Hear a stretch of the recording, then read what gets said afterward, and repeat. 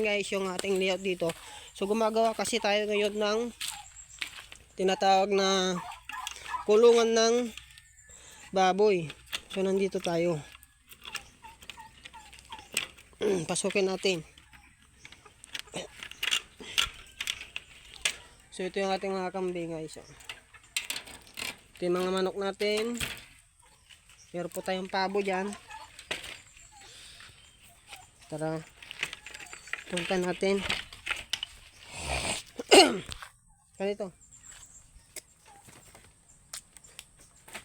Ayan.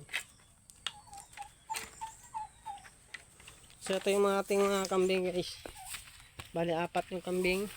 Meron po tayo dito nga 2 pabo. Ay 4. Ayan, 4 na sila.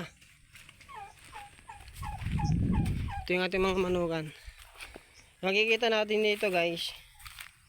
Ay nag-layout na tayo dito. So ito na yung ating gagawin nating kulungan ng baboy. Ayan. 6 feet and 10 feet ang layout.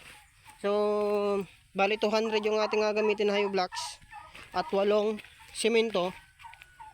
Ayan, tapos 15 na 10 mm. So ito na yung gagawin nating kulungan ng baboy. So ito, napakadali lang guys kasi nga malalaman natin kung ilang simento ang ating magagamit dito.